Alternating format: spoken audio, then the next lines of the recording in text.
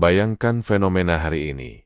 Orang-orang yang baru mengenal filsafat sebentar sudah berbicara seolah sedang memegang kebenaran tertinggi. Mereka memuja doktrin-doktrin yang lahir dari kepala manusia sejak era Yunani, Romawi, abad modern. Padahal doktrin-doktrin itu sendiri saling bertabrakan, saling menolak, dan berubah sesuai zaman. Namun anehnya, ketika berbicara agama, mereka langsung menjadi hakim paling keras. Mereka menilai wahyu dengan logika, padahal logika mereka sendiri terbatas, penuh asumsi, dan dibangun dari pikiran manusia yang tidak pernah sempurna. Di YouTube, kita sering menemukan kreator konten yang begitu bangga menjelaskan konsep eksistensialisme, stoicism, skepticism, nihilism, seolah itu kebenaran final yang patut direnungkan. Tetapi, ketika menyentuh agama, mereka menyederhanakannya menjadi mitos, doktrin kuno, atau ajaran yang harus diuji akal.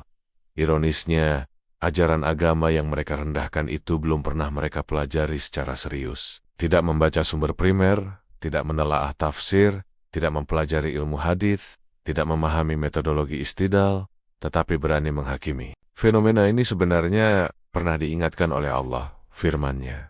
Mereka tidak punya ilmu apapun tentang itu. Mereka hanya mengikuti persangkaan. Dan Rasulullah juga bersabda bahwa akan muncul kelompok orang yang berbicara tentang agama tanpa ilmu. Inilah yang terjadi hari ini.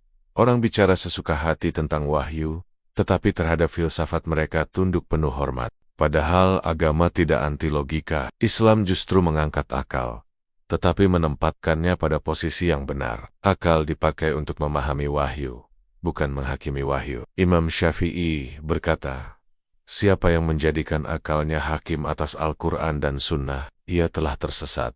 Ibnu Taimiyah menegaskan bahwa kebenaran rasional yang murni tidak akan bertentangan dengan kebenaran wahyu yang sahih. Masalahnya, sebagian konten kreator ini tidak tahu batas akalnya. Mereka menilai agama berdasarkan logika, padahal logika tanpa wahyu hanyalah lingkaran tidak berujung. Filsafat menawarkan banyak pertanyaan, tetapi sedikit jawaban. Sedangkan wahyu memberi jawaban yang konsisten, jelas, dan tidak berubah sejak pertama kali diturunkan. Fenomena ini bukan sekadar tren intelektual. Ini adalah tanda bahwa manusia mulai mengukur langit dengan penggaris buatannya sendiri. Allah menegaskan, jika kebenaran mengikuti keinginan mereka, pasti langit dan bumi akan rusak. Maka tugas kita adalah mengembalikan filsafat ke tempat yang tepat. Filsafat dapat menjadi alat, tetapi agama adalah cahaya.